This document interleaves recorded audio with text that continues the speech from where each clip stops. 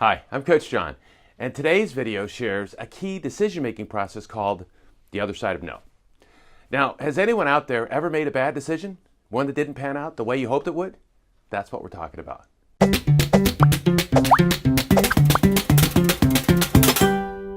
So before I get to the other side of no, let me tell you a little bit about how I became a coach. I spent 27 years working for multi-billion-dollar corporations, pursuing large-scale opportunities, building, managing, and leading business units up to $500 million in annual revenue. I managed 7- and 8-figure projects almost my entire corporate life, construction, technology, systems, and processes. And it all starts with a plan. In 2008 was a turning point, the Great Recession. My company moved to Dallas, and I had to make a choice. I didn't want to go to Dallas, but then what? Back into corporate? Or I could start my own practice. Corporate was safe. Corporate is where most of my friends advised. But if I said yes to corporate, I would be saying no to my opportunity to manage my own life more effectively, help more people, and possibly live a life of greater significance. If I said no to opening my practice, I would have been saying yes to wondering or not whether I would regret or resent those choices. Would I be unhappy or depressed? Would I really know if I could have made it or not? I would have been saying yes to a lot of unhappy feelings. And in 2010, I left big corporate to start my coaching practice. And I spent the last 8 years serving small business owners. And I built a growing business that I love. I never would have known how happy I could be. It's not luck, it's a plan. So a couple of years ago, our water heater dies. This was quickly evident because there's water all over the garage. Saying no to this idea of not fixing the hot water heater would have meant saying yes to cold showers. Now, that's a bad idea. Now, 10 years ago, we invested in air conditioning at the house. And we live by the beach, and my argument was opposed. I didn't want to install because I believed we would only use it about 10 days a year. That was a pretty big investment for 10 days a year. Now, my wife, on the other hand, made the argument that she didn't like it hot. She was miserable when it was hot. So I took a little flyer on my return on investment idea, and we installed it. Happy wife, happy life. We've all been there. But here's the thing. I was wrong. It might have been the best decision of my life. It wasn't 10 days a year. It was 200 days a year. You see, my wife dries her hair every morning after she gets out of a hot shower, and that creates a pretty miserable and hot and sweaty condition. And she turns on the air every morning for about 45 minutes. She's happy. One of the best decisions I ever made. I didn't see it coming. My electric bill, on the other hand, that's another story. But this investment was really good, and I really believe that God was on my side when I didn't try to talk her out of it. The reality is that people just aren't that good at making decisions for the future. We've all done things that weren't so smart. I've been an idiot on more than one occasion. I got more technology sitting on my shelf not being used than I have being used. All those items that I thought were good at one time and then it turns out they weren't. Thousands of dollars. Each failure was an opportunity to go in a better direction. Anytime we make a decision regarding time and money, we have the opportunity to make a bad decision. We've all invested time in activities that didn't produce the intended results, and we've all made bad buying decisions. We're afraid of making mistakes and errors with our time and our money. And we let the past influence our future. And yet, we dream of a better future. And here's the thing.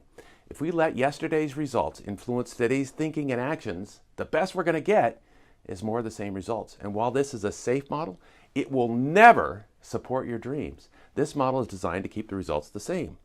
So imagine an airplane with autopilot set for 20,000 feet. The plane hits an updraft and goes to 25,000 feet. Autopilot brings it back down to 20,000 feet. Hits a downdraft, drops to 15,000 feet. Autopilot brings it back up to 20,000 feet. So what needs to be done to fly at 40,000 feet? You have to reprogram the autopilot. And who's in charge of the autopilot for your life? You are. It's right up here. But reprogramming, doing something different, that can be scary. Change is hard. It takes energy, costs money, and time. And we make mistakes. And of course, we don't like mistakes. These can be the biggest sticking point. And in fact, in my one-day workshop, I walk through a simple system that makes it really easy.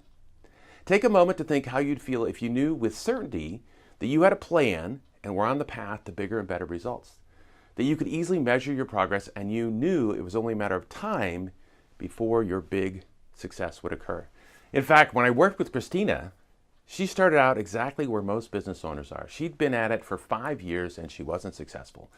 Now, the rule is that if you want different results, you need to take different actions. And so she engaged with me. And we went through the plan just like I do with all of my clients.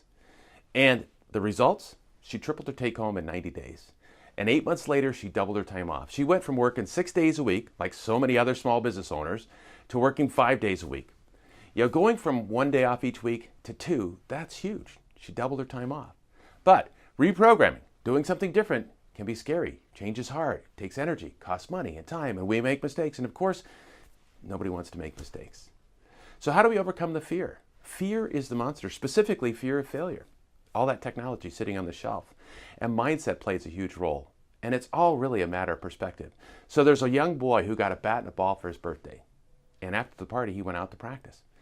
Throws up the ball, takes a swing, and he misses. Throws up the ball, takes a swing, and he misses. Again and again. Goes about an hour, right? He gets tired. He gets tired. And is he unhappy? Is he disappointed? No, he runs back into the house, bangs open the door, because that's what boys do. And he says, Mom, you'll never know. I just found out I'm a great pitcher. It's all a matter of perspective. When we're young, fear of failure isn't a problem. When we're young, learning is far more important than failure. We learn more from failure than we ever will from success. I learned what technology worked from all of my tech investments that didn't work. Now, Thomas Edison, he took 10,000 experiments before he ever invented the light bulb. And when he was asked how he managed to continue on in the face of failure, he replied that although he was frustrated because the results didn't match his expectations, he considered each experiment a lesson in what didn't work. We need to reprogram the autopilot, reprogram the perception of fear. Because fear, frustration, uncertainty, those are growth killers. Here's what that sounds like. Should I keep going? Is it worth it? Is this what I should change? Or this? Or should I pull back on the reins? Or should I quit this and try something else? Am I in the right place? And we naturally evaluate the risks leaning on what's the worst that could happen. And then we invite others to help us study and evaluate the risks. And they'll tell us how bad it could be. And we might even engage, oh, heaven forbid, attorneys.